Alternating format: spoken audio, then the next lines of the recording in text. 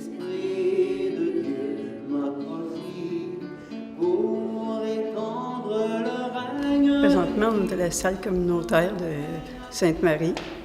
Puis, on prépare un cédère avec un repas pascal pour les jeunes qui se préparent à la confirmation, pour les jeunes et leurs parents et leurs parents moraines.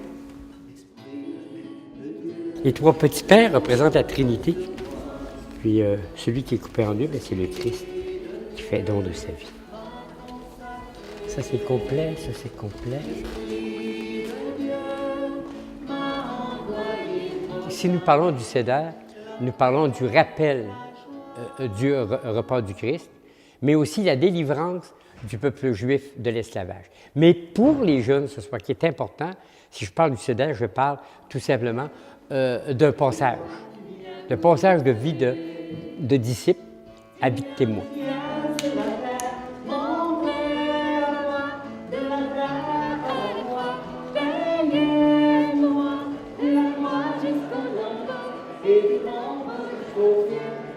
Chaque assiette que vous recevez, qu'on appelle l'assiette du cédère, il y a des petits plats en forme de croix. Et nous allons les prendre à mesure que je vais expliquer, de façon à ce que vous compreniez que chaque chose que nous mangeons a une signification dans le cédère.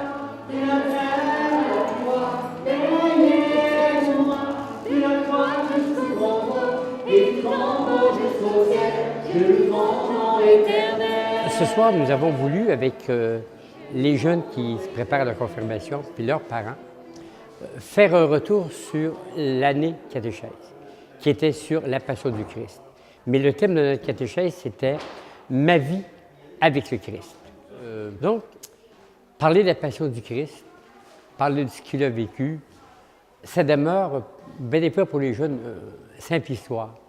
Tandis que si tu entres là-dedans, si tu les laisses pénétrer dans le sujet comme tel, tu leur fais vivre quelque chose avec Jésus, comme Jésus l'a vécu, ça vient les chercher vraiment au plus profond d'eux-mêmes.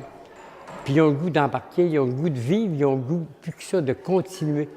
Ils ont le goût d'avancer, d'être témoins à leur tour. En tout cas, c'est dans ce but-là que moi, je l'ai fait. Puis franchement, là, je suis surpris de voir que les jeunes se lancent et désirent faire des choses. C'est sûr, les premières années, on a fait des tests, on a fait des essais-erreurs, on a essayé toutes sortes de choses. Puis à chaque année, il y a des gens qui sont touchés, transformés. C'est surprenant comment Dieu peut passer à travers des témoignages, des fois un regard, des fois un chant, une parole, le lavement des pieds.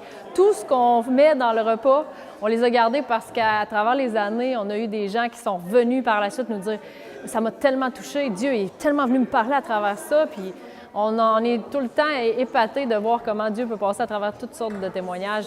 Chaque personne est différente, chaque personne a un vécu. Puis à travers tout ça, bien, chaque personne trouve sa part.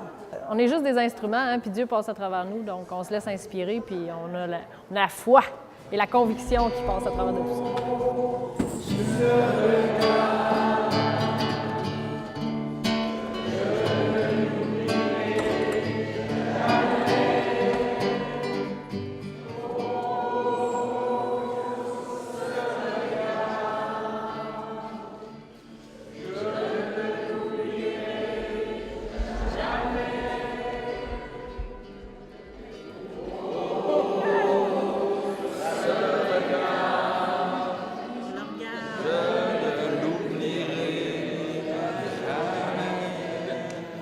J'aime bien le partage, les chants. C'est impressionnant comment les chants font tomber les masques. Hein? Les gens arrêtent de... Au début, ils sont tous comme... Ils veulent pas avoir l'air fou en faisant les petits gestes. Puis là, tout d'un coup, après ça, ça sort. Puis là, bien, les gens, ils viennent eux-mêmes. Donc, j'aime ça, voir les vrais visages des gens, puis de voir le partage qu'on peut avoir. Me voici devant toi,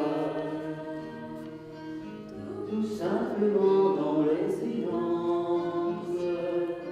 rien n'est plus important pour moi. C'est du travail un peu matériel, mais quand même, il y a de la prière à travers ça. On prie pour ceux qui vont manger ça. On prie pour que ça porte des fruits, qu'il y ait des conversions dans les caves. Puis il y en a. J'ai vécu les autres cédères, puis il y a des conversions, là, je dirais miraculeuses, des guérisons, des conversions du cœur aussi.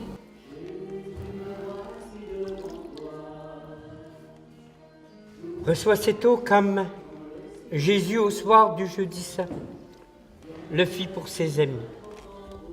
Souviens-toi que tu es son ami, qu'il t'a appelé par son nom.